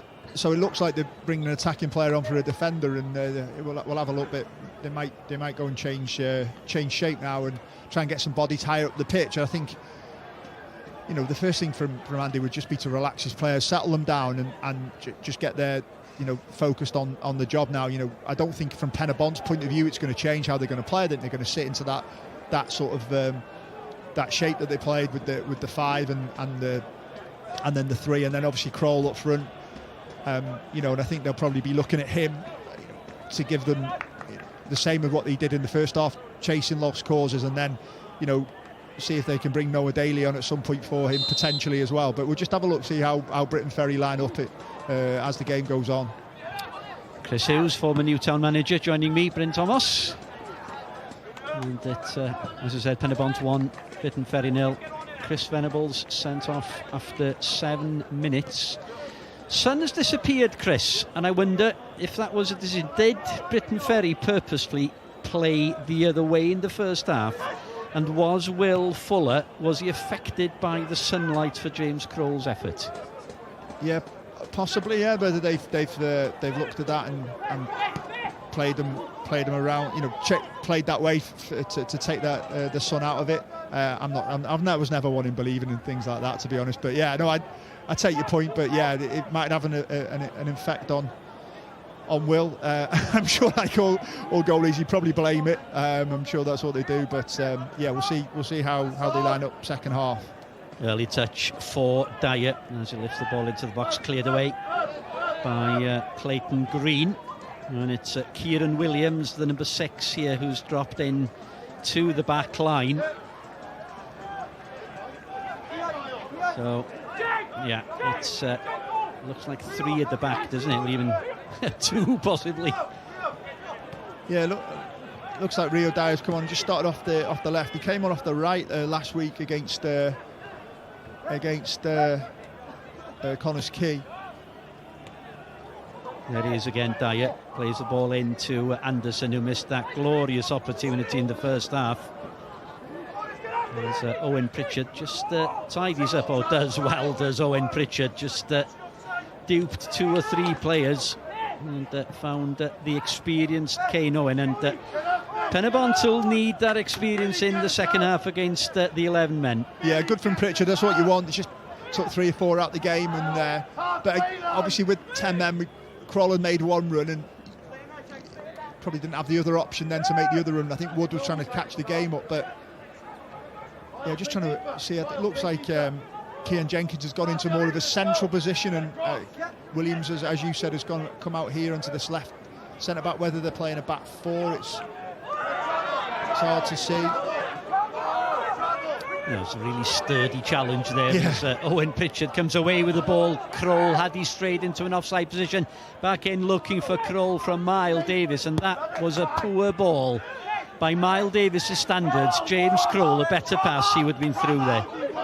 Yeah, but it's all about opportunities there. And we were chatting sort of off camera that, you know, I think these opportunities will be there, but there's a chance here. Opportunity for Anderson. Oh, there was acres of space on the far side for Ryan George. As Mr. Bryn Markham Jones again up with play. Fair play to the referee. He's having a really, really good game. Yeah, I think Bates has just left one on there. Yeah, he just leaves one on, Pritchard Bates there. But Bryn's looked the other way to see where the ball's gone. Oh yeah. He's no, hang on. He's caught up with him. Yeah, maybe he's had some help from his officials team there, but yeah, Bates has just left one on Pritchard there, probably just as a bit of a thing for his little mazy run before. But yeah, they've still got Anderson and Walters up the top, and they put Rio Dyer in a sort of a wide position. So whether they're playing a back three, but I think certainly they've got to try and get some more forward players on the pitch and try and stretch Penibont and try and force Penibont's wing backs back, because they're a real strength with Mile and Kane, and I'm sure that's what Andy will be thinking is playing Rio Dyer on this side maybe against Mile and try and stop him from going forward, and isolating him 1v1 with Ludvigsson. 5 minutes, approaching 5 minutes of the second half as there's an incident off the ball. Down below us here, it was Ollie Anderson with Billy Borge. Now then, well, the fourth official is just right by the incident, and Mr. Bryn Markham Jones is now going over to have a word with the fourth official, Billy Borge. Well, and it's still going on here as Jack Clay goes head to head with Mitchell Bates. It's all going on. Now there'll be a card, and are we going to even up 10 players to each side? Well, this is going to be really, really, really interesting. So Bryn Markham Jones, Ian Lewis is the fourth official. He's just going to explain, just have a word with Lewis Ross Edwards. Takes his time there, good refereeing. Just gave himself some thinking time. What will the colour be? Billy Borge just walks over. And he's calling Ollie Anderson as well. And maybe it'll just be a sermon more than anything. Oh no, there's a card. He's going to his yellow card pocket, I think. So it's a yellow card to Billy Borge, and it's a yellow card to Ollie Anderson. Yeah, standard refereeing. As we were watching that, that's the process really. One from each team. Look, they've had a bit of arms around each other there. Look, just get on with it. Get them up, play on, get on with it. There's nothing in there. Both sides are appealing, saying the other one's hit the other one. But yeah, just a bit of a scrum on the floor, and probably got it right again, Bryn. If you're going to do it, you've got to put both there. You can't do one and not the other. I think that's probably dealt with it really well. And well, the fourth official was feet away from that incident as Borge just heads the ball away, lifted back in by Cian Jenkins. Ball drops here for the winger on the far side, Ryan George, and that has to go down as an opportunity, Chris.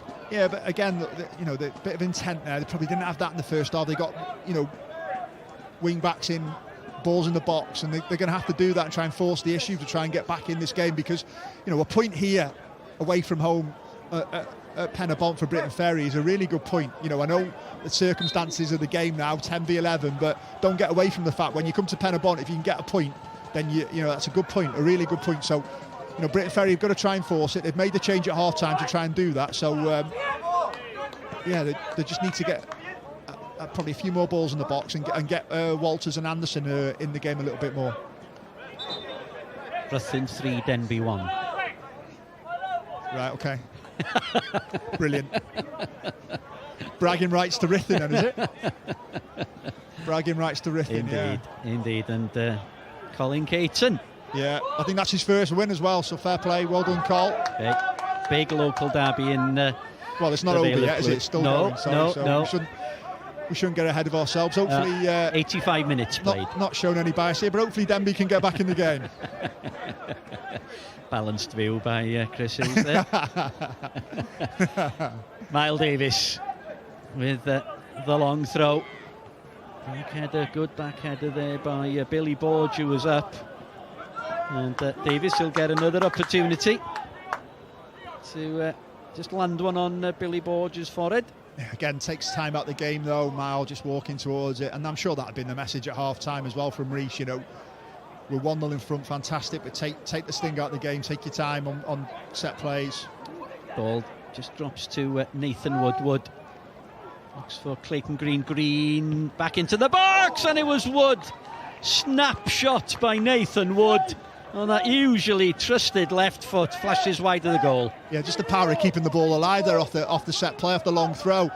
Wood does well, sets Green, and then comes back to him. It's instinctive. It's a good effort. I bet he probably thought when he struck that it was going to nestle in that bottom corner and put his side 2-0 in front, but just shows the importance of keeping the ball alive off that first contact. And Penibont are really good at that and did it ever so well there, and just resulted in a chance for Wood. James Kroll's goal 4 minutes before the break, before the 45-minute mark, and the 10 men ahead. Conisky still leading 1-0 at Flint Town United, courtesy of Rhys Griffiths' goal. Owen Jones and Corey Shepherd with the goals for Haverfordwest. As Owen Pritchard, well, comes another name into Mr. Markham Jones' book. Let's have a look. Ooh. Yeah, just a yellow. I think it's one of them. Any higher, he might have been a bit more trouble, Owen Pritchard, but it's a yellow. And again, the referee was right on the spot.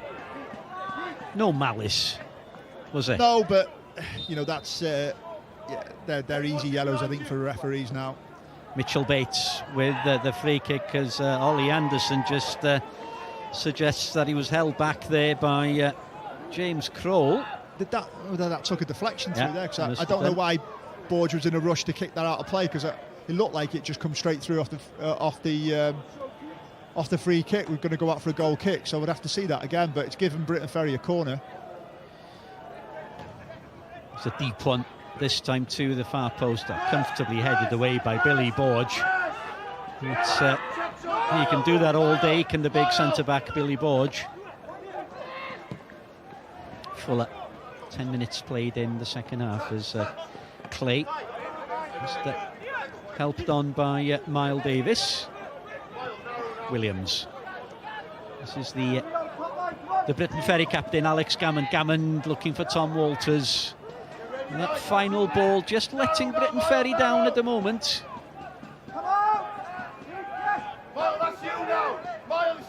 Williams. There's the 10 men just defend as a unit. Ricky Lee Owen. Rather anonymous as Ricky Lee Owen so far in the game. There's Kieran Jenkins. Just looks for Mitchell Bates. And Dyer just takes his eye off the ball. And, Penibont just defending. They're defending well here, aren't they? Yeah, maybe it's the reason why they put Williams in that back three, because he's a midfield player and he can step in with the ball and instead of fanning, and he did that quite well then and wrapped the ball in forwards. But they ended up coming back, Briton Ferry. They ended up breaking a line and then coming back. And if they're going to go and break lines, they've got to go and then get the next pass and then try and get a cross or a shot at goal. And it's difficult because Penibont are in a real compact, decent shape, and there's not a lot of space. I think it's a game on the outside. I think you've got to try and get your wing backs in the game and try and get some, get George and get Jenkins high up the pitch and try and get some crosses in and feed some balls in for Walters and Anderson, and then try and stretch Penibont out, and then you might be able to get Ricky Lee Owen in the game. As you mentioned, he hasn't been in the game because Green and Pritchard have done a really good job on just sort of screening that space. You can see it now on screen where they're just stopping that ball going into him. I think Williams now can keep going with the ball. Plays a decent ball through though. Yeah, to Anderson, just holds the ball up for Dyer.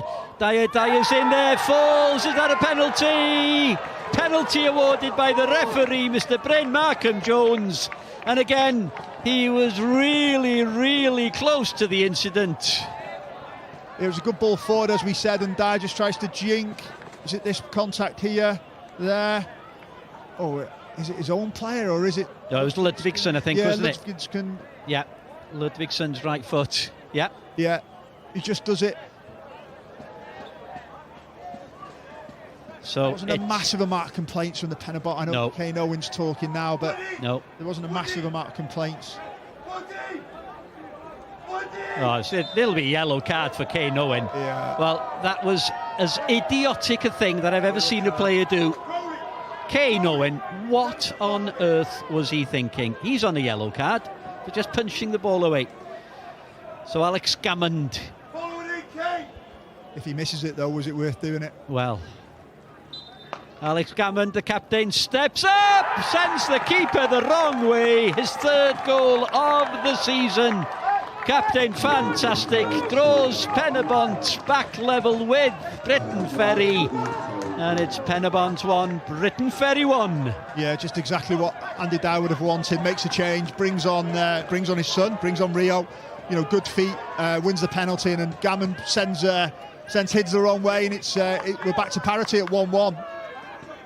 Briton Ferry with their tails up. So the 11 men strike back. Now, can they go on? Will that give them confidence?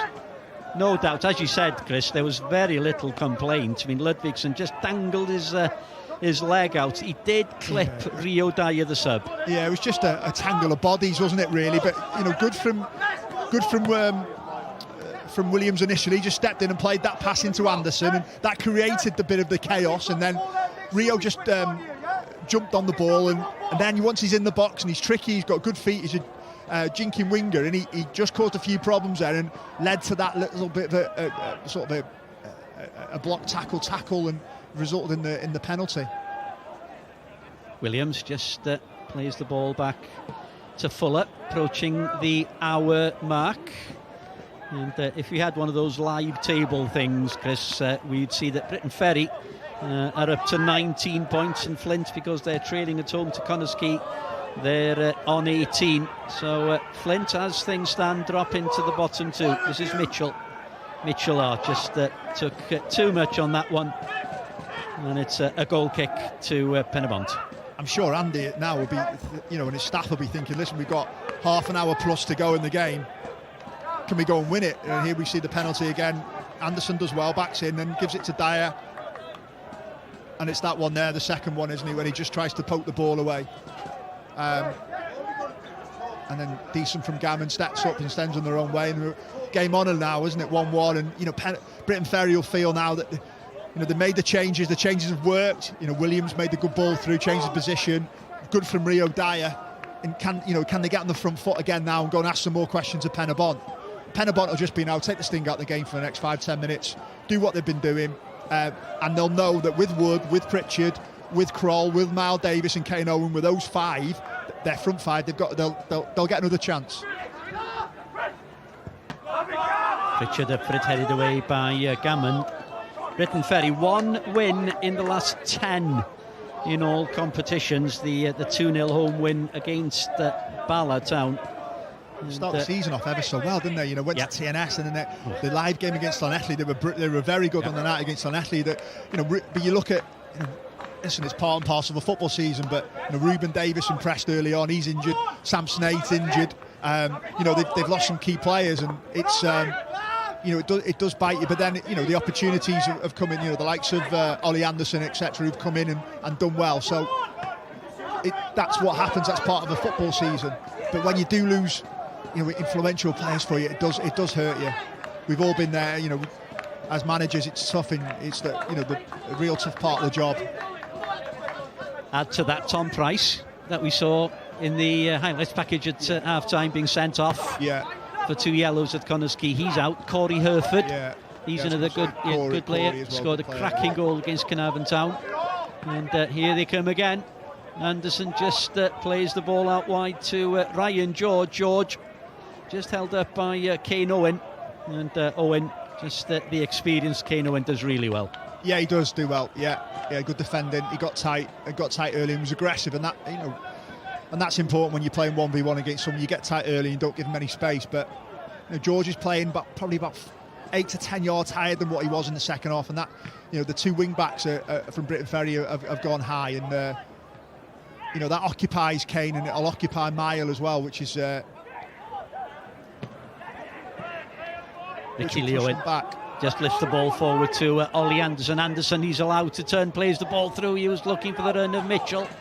Out to Rio Dyer. He has made a difference since coming on at the break. Dyer throws across, and Walters, excellent save. He did get a touch on that, did Daniel Higgs.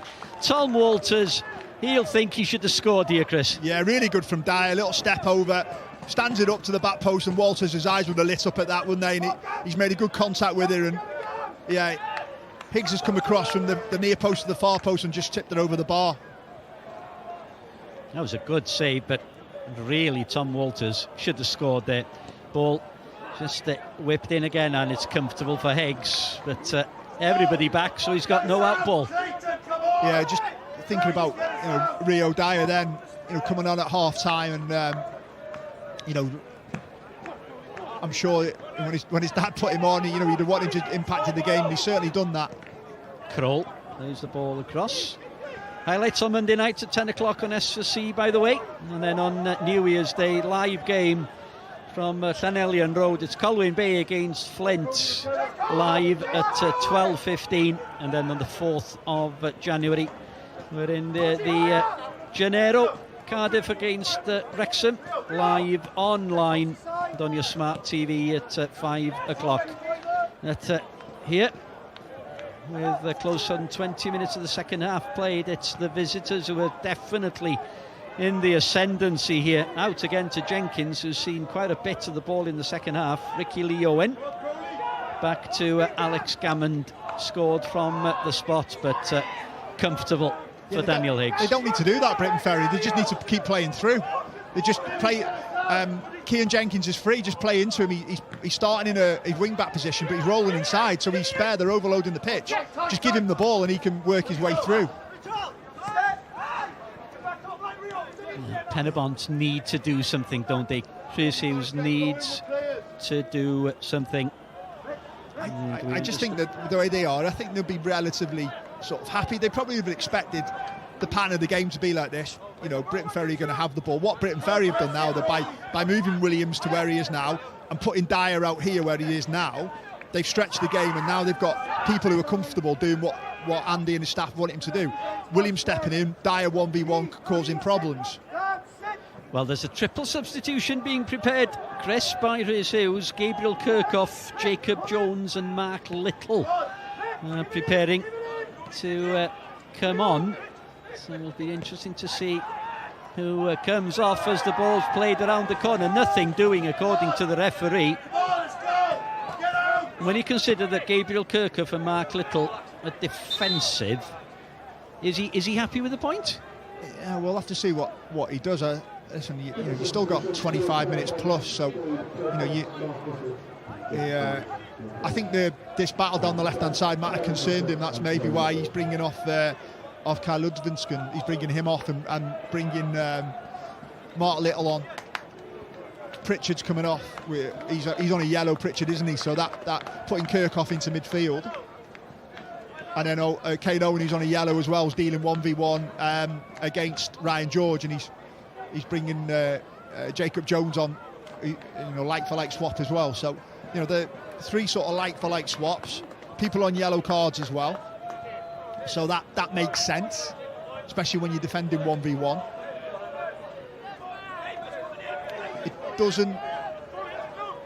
It doesn't look like that they're going to change the shape. I think he's still keeping in that. It's just bringing on some fresh legs. Listen, it makes sense. You can probably feel on the side sometimes the momentum's just slipping away from you, and you need to do something. Foul, yeah, on Miles Davis. As Kroll and I thought he was lucky to get away with the yellow there, and Williams has been booked. Yeah.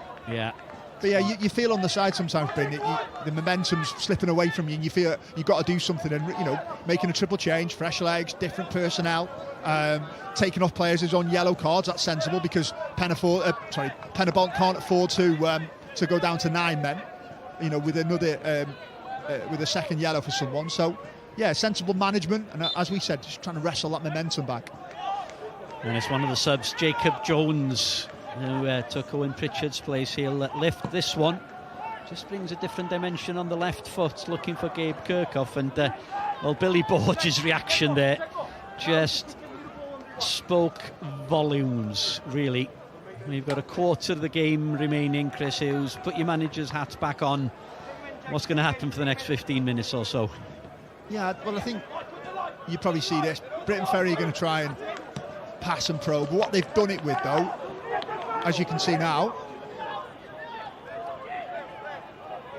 they've done it. done it with more quality than what they did in the first half.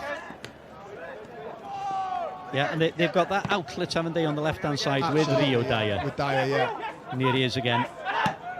Williams saw the yellow card earlier on, by the way, just to confirm that. There's Gammon just under pressure from Nathan Wood. Ball played forward. Louis Bates goes down into the challenge from Clayton Green.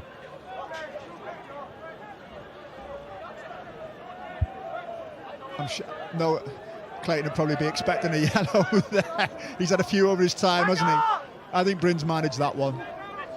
I think he knows it's just a little bit of a collision. So get the game going again. But yeah, I think Penibont, again, without repeating myself, we're just going to sit in this shape and try and use Wood and Kirkhoff to try and get up the pitch with Kroll. Wouldn't be surprised to see Daly at some point for Kroll. Maybe in the next 5-10 minutes, and get a bit more fresh legs on and keep that outlet of the counter-attack as well. And it's the type of game as well, when I suppose when the fixtures came out at the beginning of the season, that Rhys Griffiths would have looked at the fixtures and thought, OK, that's one that we would expect to get 3 points. Not quite working out that way. It'd be interesting to see what would happen if Chris Venables would have stayed on the pitch. As Bates just lifts the ball in. As things stand, Penibont, a point would take them to 34. At the moment, that's going to be 6 behind Connors Key, but 4 ahead of Carnarvon, who play tomorrow. And remember, they have to finish second to play in Europe this season, unless Carnarvon finish second and win the cup. All the different permutations. Yeah, well, I think obviously with TNS and Connors Key and Penibont all going out the cup relatively early, it's kind of blown everything open, really, hasn't it? I don't think we've had this for many, many years. I think the last time I can remember, only because I was involved, was maybe 2013, maybe, was it, when Prestatyn won the Welsh Cup and we had to win it because it was Prestatyn Bangor in the final. Yep. But Wrexham. Yeah. It was a long time ago. It is.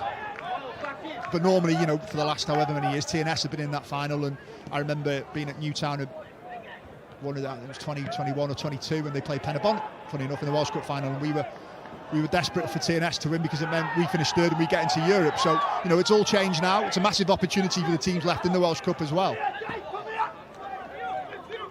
It's a long ball played on Little. One of the serves just misplaced his touch there. There's a long punt forward. Will this drop for James Kroll? Kroll just gets the better of Gammon, gets his shot away, and Will Fuller with deflection off Kieran Williams. And those rare opportunities that James Kroll is going to just have to try and capitalise on. Yeah, it was very similar to his goal, wasn't it, where he just, was playing up front on his own. Support's quite, because of the way Penibont are playing, support is not really that close to him because of the nature of the game. And, he's having to battle up against 3 centre-halves at times, and, it's a big shift from him. It's tough going for him. But he's probably living for 1 or 2 opportunities. He's had the one where he scored. And he nearly had another one then, but Gammon just got back in and defended properly. Kieran Williams, one of 3 Briton Ferry players on yellow cards, as Ollie Anderson just holds the ball up. And he's not done a lot wrong, Ollie Anderson, has he really? He held the ball. OK, he had that one opportunity in the first half, but he's held the ball up quite well and brought Walters and other players into play. Yeah, he's done well. They've just been able to drop balls into his feet, and that probably concerned Rhys a little bit. They've just been able to. Williams has lofted a couple, and he did it for the penalty, and he's on the edge of the box. They probably need to try and squeeze up and get 5-8 yards higher so that they're dropping balls into him, but he's well outside of the box and he can't pin and set people. Ricky Leowen. But he looks comfortable doing it. He does. For a young player of 18, he's a good size, and you don't often find that with young players, that they want to get hold of a defender and pin people and get hold of the ball and set people and bring people into play. As I said, I'm really impressed with him last week at Connors Key, but we saw the chance at half time he missed at Connors Key, and the one he's missed today, similar opportunities, and there is bread and butter, and he's probably, for his development there, the ones he's got to start adding to his game, bit of composure, thinking about the game and picking his spot and practice. Now that'll be frustrating for Rhys Griffiths, an experienced player like Mark Little. maybe the most experienced player on the field at the moment with a wasteful ball. And well, it's fairly comfortable for Briton Ferry. It's there for the taking, you think? Yeah, I think if it's going to come, you'd say at the moment it's going to come down this side with Dye. You know, they brought a little on maybe to get a grip of him, and as he was causing a few problems down that side, won the penalty. And again, on the far side, Ryan George, he's in acres of space. And fertile ground there for the visitors. Drops to Walters. Oh, Kirkhoff. That was very inadvertent. That would have been a very, very harsh penalty, wouldn't it? Yeah, it would have done. But, you know, again, Williams is having an impact on this game. He's just hit a diagonal ball across the pitch there into George's feet. And, you know, if Rhys, if they can, they've probably got to try and get a little bit of pressure on him. They're taking him off now. Commentators curse that, isn't it? Just praising him, and they're taking him off. But I'm not sure I'd have taken him off. I think he's been he's been playing balls into pockets of space. He's been switching the play. Whether I know he's just been booked, whether they're thinking of that as well. And it's Dylan Packer who comes on for Kieran Williams, and it's James Crowell, goal scorer after 41 minutes. Yeah, it makes sense, this one. Yeah, who departs, and it's Noah Daly, live wire Noah Daly, who comes on to take his place. And, he knows where the back of the net is as well. He's scored 10 times this season as well. And Harry Franklin has just doubled Connor's Key advantage, added to Rhys Griffiths' goal. So looks like the spoils there are going to John Disney's side, Chris, who's doing an absolutely brilliant job at Connor's Key, isn't he? Yeah, he's making it look easy, this manager. He is, isn't he? Yeah, fair play to him. Yeah. But I think, you know, they'll be looking at second. You know, he's up for grabs. You know, that top six, we talked about the bottom six before, but, you know, the top six will be really interesting as well. You'd think that, well, obviously Penibont will be, Connor's Key and TNS will be in it. You'd think that Carnarvon and Moore are less in it. And then those two spaces between what Colwyn Bay, Barry, Cardiff, Met are up for grabs. 2 out of those 3 potentially. Although Haverfordwest have maybe left themselves a bit much to do, but I'm sure they'd see themselves as in the loop for that. Ball falls to Mitchell. Oh, what an opportunity for Mitchell Bates. Oh, well, he should have hit the target at least here. Yeah, second phase off a long throw as well. You don't have to win the first one, just a bit of a ricochet, and falls to Bates on the edge of the box, and you're just thinking, just hit the target. It might hit someone on the way in, but he's got to be hitting the target from there. So third goal for Haverfordwest. Fawcett. Ben And Fawcett, it's Ben Fawcett, yeah, Ben Fawcett. So Llanelli heading towards another defeat. That would be their 16th defeat in 20 games this season.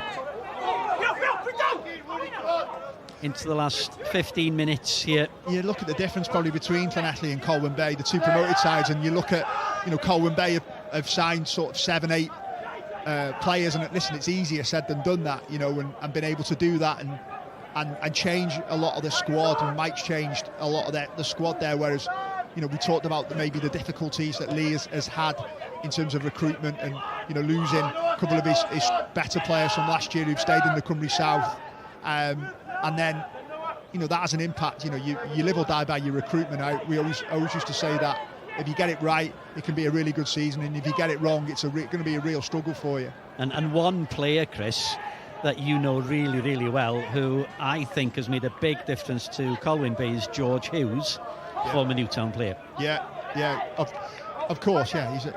He's a top performer at this level.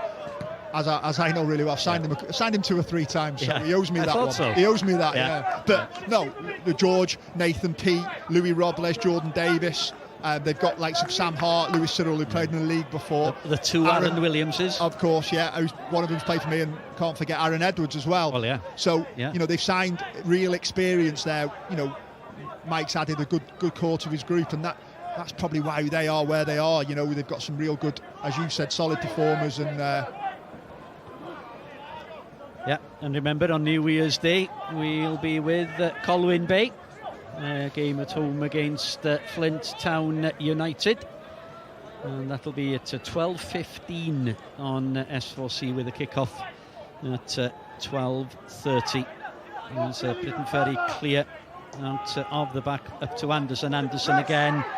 And was he just held back there? He did really well to keep possession, but couldn't get the pass away. Surely he was held back there by Jacob Jones, but out it goes to Ryan George. George into the middle once again. And wasted opportunity for the visitors. Yeah, good from Anderson again. Used his body really well, and just when the ball just went out to George, and you just think he'd just try and pick someone out. They had 3 or 4 bodies running forward trying to get in the box, and but the defender did really well, and it went into Higgs's hands and allowed Penibont to get up the pitch again. I know you mentioned it in the first half, Chris, but Briton Ferry's next games, New Year's Eve, they're at home against Town United, and then on Friday the 9th, all the games on Friday night, the 9th, the last game before the split, they're away at Haverfordwest, whereas Penibont on New Year's Day, they're away at Llanelli, and then on that last Friday, they're at home against Cardiff Met. Already sure of their place in the top 6, of course, Penibont. Yeah, I think so. And then, as I said before, you're probably looking at Carnarvon are nearly there. Probably got 1 foot in it. Probably need maybe another point. But certainly, Barry. Ball into Ria Dyer. Dyer just held up by Mark Little, but just strayed a little bit too far. Yeah, I'm sure you look at the games that Barry have got left, and you think that they would, certainly see themselves as trying to get them probably extra points. That is interesting. We talk about the top 6, because I was just having a row with my good mate Neil Gibson every year. He'd always say 31's enough, and I would always say if you get 32. And so, you're looking at Barry probably need maybe a win, 2 wins potentially in the ring, a win and a draw. Same for Colwyn Bay. Cardiff Met have got 2 left. They're probably going to have to win both of those games to get to 32. You think, to have a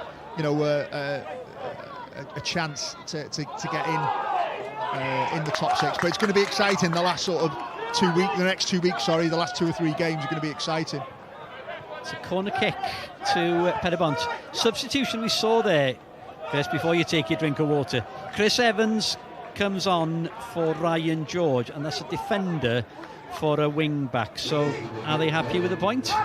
Well, I see where Chris goes to, but he when he came on Sunday, he went on up front. I know they were chasing the game, okay, but we'll see when the game resets. But again, we talked before, opportunity for Penibont here. Yeah, and it's Jacob Jones. He'll whip this one left-footed.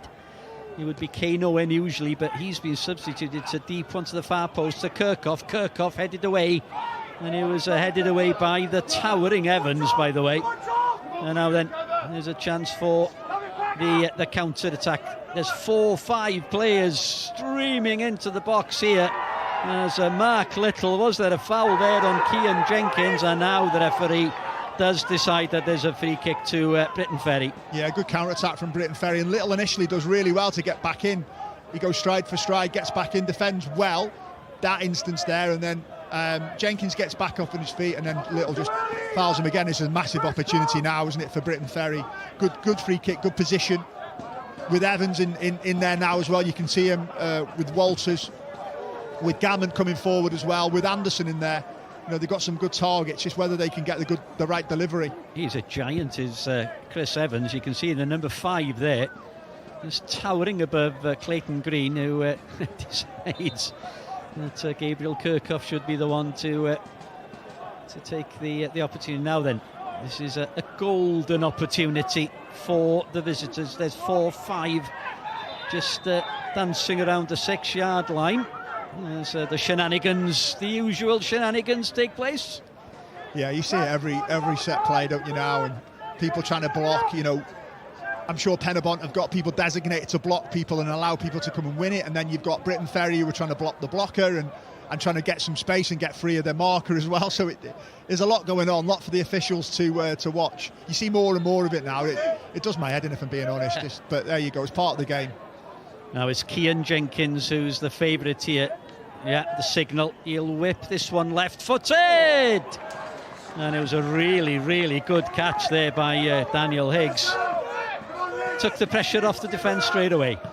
Yeah, I think he's just trying to whip it and maybe a little bit lower because he's got people coming across the face there. Gammond was making that run across, just trying to get a little flick on it. Green. There's a ball through for Noah Daly, and Nathan Wood was available as well. As we approach the last 6 minutes or so, there will be, I should think, about 3-4 minutes added on for the substitutions. Yeah, it looks like Evans has just gone straight up front. Yeah, he's a target man. So gone up there, and yeah, I think they look like they put Walters in a wide area, and Evans has gone up front with Anderson. So yeah, they're going for it. Yeah, you know, they've got lots of attacking players on the pitch now. They do. And I have to apologise to Andy Dyer because I thought it was a defensive substitution. Sorry, Andy. Put a defender on, but he's gone up front. Yeah. As you say, they're going for it, and why not? It's there for them. Got the man advantage since the 7th minute. And 3 points would be like gold dust to Briton Ferry. It's a lovely ball. Walters, it's Jacob Jones who does the defending. Keeping, excellent keeping from Daniel Higgs. He's really commandeered that 6-yard box, hasn't he? Yeah, he's looked comfortable coming for things, hasn't he? He's certainly the last, the free kick there, he held on too well, and that cross, although it was flighted for him, and it was a relatively easy one that he should have made, but he came and claimed it, which his manager will be pleased about. Noah Daly just strayed offside before the clearance from the keeper. Into the last 5 minutes, all eyes will be on the 4th official, on Mr. Ian Lewis, and the number in red that will be on his electronic scoreboard. Good play by it was the number 15 there. It was number 18 rather, Jacob Jones. Still 2-0 to Connors Quay, 3-0 to Haverfordwest. Barry beat Mets earlier on. Game between the New Saints and Bala Town called off. We understand, Chris, it's going to be replayed sometime at the beginning of January.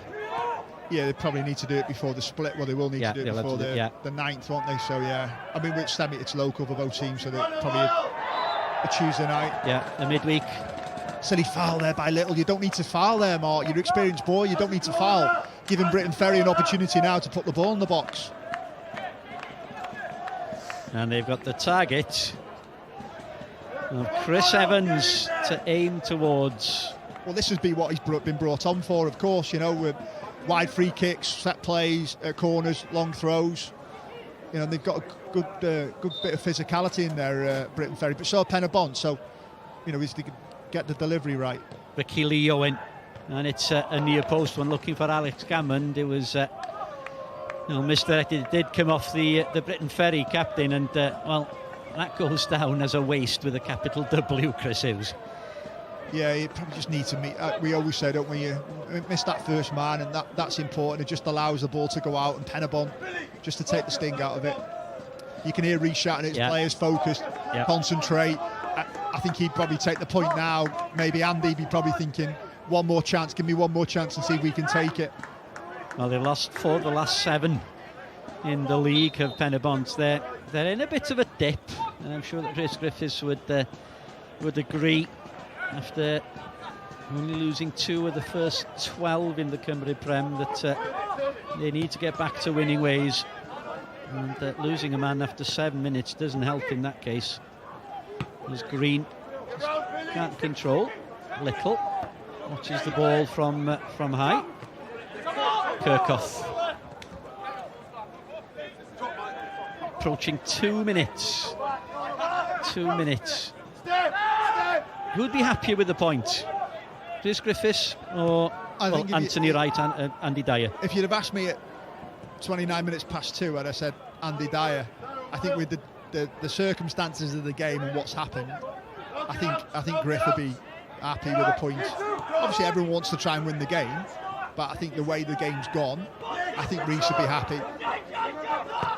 Ball lifted in by Jenkins, looking for Chris Evans. Still there. It's Rio Dyer who's gone over to the far side. Dyer whips the ball in. And fair play to Daniel Higgs. He's had a really, really good game at the back. Nothing he could do with the penalty. But bar that, yeah, he's done really well. He's been really competent, hasn't he, when he's come for things, and his game management's been good, and I'm sure, you know, his manager would have spoke to him at half-time about game management and trying to kill time, and especially when the ball goes dead, you know, for goal kicks, don't, you know, take your time, walk to it, let everyone have a breather, get up the...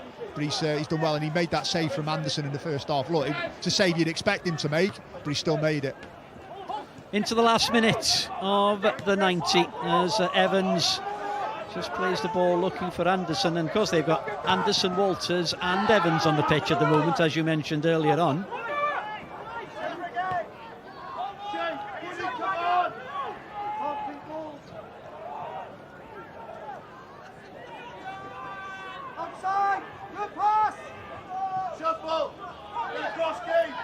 Jenkins. Yeah, you can hear Rhys Griffiths as the ball's played in by Walters. That was a really good cross. Ricky Lee Owen. He had Lewis Bates behind him. He tries to get the corner. But Dyer does really well. And it's a free kick to the visitors as a few seconds until we see the time board, and how much time is added on it. It's 5 minutes. 5 minutes. We've had two moments before similar, one free kick from a similar position there, and then one the other side, and the delivery hasn't been good enough. And I'm sure, you know, from Andy's point of view, he'd be wanting that whipped in ball now, you know, Kean Jenkins, and then getting people across that near post area, getting across people, trying to get across Miles Davis so we can't have a free header to clear it. Signal again from Kean Jenkins, whips another one into the far side. Evans got his head to it, and the effort across goal. Oh dear me, what an opportunity to corner kick. Yeah, he's won the first header. Chris Evans can't direct towards goal, and then Ricky Lee Owen again, it's come to him and can't get a proper contact on it to put it in the back of the net. And it's Owen who's gone over to take the corner kick. Two hands in the air this time. Again, it's a better one this time to the far side, comfortably headed away by Billy Borge. Oh, what an opportunity, Chris, for Briton Ferry. Yeah, Evans he's had a bit of a contact on it, it's come in, just can't direct it towards goal. He's obviously been pushed and pulled a little bit, and then it's come to Owen on the second phase, and you've probably got to say decent defended by Penibont. You're not allowing people to get free headers and shots at your goal. But it's a chance for Briton Ferry. Yeah, and it fell to Ricky Lee Owen. And did it come too quickly to him? Just couldn't direct it on target. And Daniel Higgs, well, the intention's clear now from Penibont. They're happy just to cling on to the point that they've got. They were leading by a goal to nil, courtesy of James Crowell on 41 minutes, and then Alex Gammond with a penalty for Briton Ferry on 58. As we approach the final 3 minutes of added time. Mark Little. Is there a twist to the tail? Anderson, he was under pressure from Borge. It's back to Evans, to Walters, under pressure from Jack Clay. Mitchell Bates, Walters back to Mitchell Bates. Can he get his cross away? And he wins the corner kick. Yet another corner kick. I've lost count, Critters. Yeah, it's all going to come down to delivery, isn't it? And can someone get a quality in, and that first contact?